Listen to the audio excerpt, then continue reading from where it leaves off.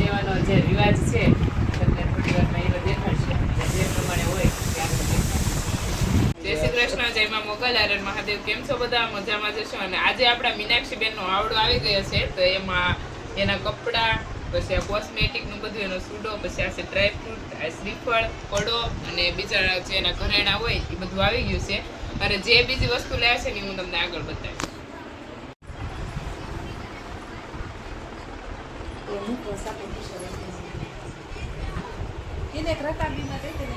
અત્યારમાં ભાઈ જો બેન નો આવડો આવી ગયો છે, અને એ આવડામાં આપણા રીતિ રિવાજ પ્રમાણે આપણા પરિવારના બધા હોય એને બતાવવાનું હોય. તો અત્યારના બધા આપણા મોટા મમ્મીને બધા લોકો આવી ગયા છે, અને હવે જેટલું પણ આવડાની વસ્તુ આવી છે એની બધી હું તમને ધીમે ધીમે આગળ બતાવીશ. અને અત્યારમાં જો બધા જોવે છે, ચાલો તો હું તમને આગળ બતાવું. બધું જે પણ આવે છે એ બધા જોવે છે, અને મીનાક્ષી દીદીને શાંતિથી બેસી ગયા. તમે જોઈ લીધું મોટા બેન?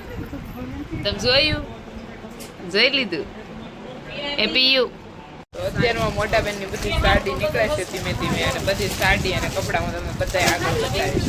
તો જો હવે બધા સાડી સેલા જોવો તમે.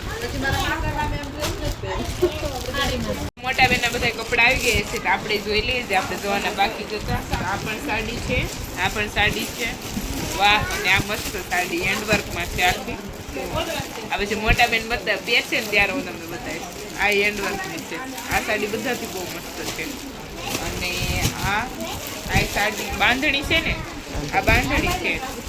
અને આ કુર્તી છે આવડિયા. આ મોટા બેન ની કુર્તી છે. એક આ પણ કુર્તી પહેર છે. પછી એક આ પણ કુર્તી પહેર છે. સાદી કુર્તી, આ કુર્તી પહેર છે. એક આ બધા મસ્ત વર્કવાળા છે જો. અને હજી એક સાડી રહી ગઈ છે જો, આવી ગઈ છે સાડી. તો હવે આ કપડાનું કામ પત્યું, અને હવે જે બીજું આવશે એનું તમને આગળ બતાવીશ. તો આ મીનાક્ષી બેન નો દોહર સેટ આવી ગયો છે. અને જો હવે બીજું છે આ છે મોટા બેન નો મોટો ગાલે છે, એટલે આખો બાર તો નીકળે નથી, મોટો છે. અને આખો સેટ છે. આ સન્યાનો ગાલે છે. અને આ સાઈડ આપણે કરતા જઈએ થપ્પો જોઈ છે. અને અહીંયા જો બીજી બધી વસ્તુ જોવાય છે મોટા બેન. આ હું છે એ તો કે પેલા આ જો મોટા બેન નું બધું અલગ અલગ કરે. દાસ મોટા ખેલાય પછી રાંદલવાની પડતી મીનાક્ષી આ રીતમાં કરાવેલું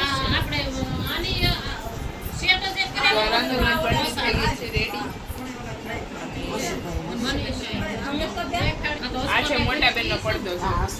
મસ્ત સિવાય અને થઈ ગયો છે રેડી. આ મીનાક્ષી બેન ના વાક્યા અને તોરણ છે. બધું સિવાય મસ્ત રેડી થઈ ગયું છે. હેન્ડવર્કમાં જ છે. તો તમને આખો સેટ બતાવું.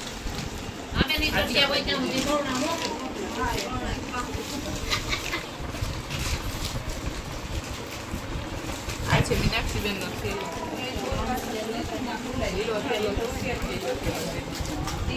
આ છે મોરવા આરી ભરતમાં છે. આ છે આપડા વડીલ નો કોથળિયો. આ ઋષિ દીદી વડાવા ઋષિ દીદી ને જા. ને ધીમે ધીમે બધા લોકો જાય છે. જો રજા લઈ આખું ઘર બહાર આવી ગયું, પણ મહેમાન ને રજા દેવાનું. પ્રકાશભાઈ જો શરમાદા શરમાદા આવી રહ્યા છે.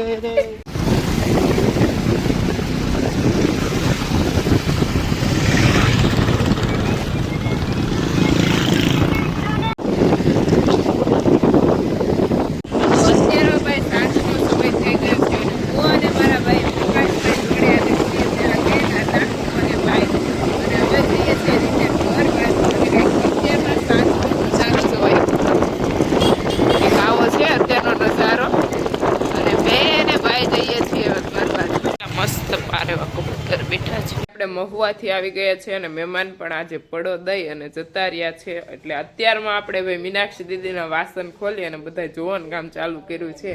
હવે એક વખત બધું વાસણ જોઈ લે, જો કે કંઈ કડતું બળતું હોય કે કંઈ વસ્તુ આડાવડી હોય તો આપણે ખ્યાલ આવે. તો અત્યારે અમે મીનાક્ષી દીદીને બધું વાસણ અમદાવાદથી આવી ગયું છે, અને ભાઈ પ્રકાશભાઈ આપણે બધું વાસણ અમદાવાદનું જ લીધું. મીનાક્ષી દીદીનું ઇલેક્ટ્રિક ને બધું લેવાઈ ગયું. તો અત્યારે બધા લોકો જોવે છે મીનાક્ષી દીદીનું આ બધું વાસણ છે, અને અહીંયા હવે જોઈ જોઈને બધું ગોઠવાઈ રહ્યું છે. અને આવા 3 મોટા મોટા બોક્સ, એક આ અને એટલામાં બધો સામાન. અને આ બધું મીનાક્ષી દીદીને સસરાને ઘરેથી આવ્યું એ બધું છે.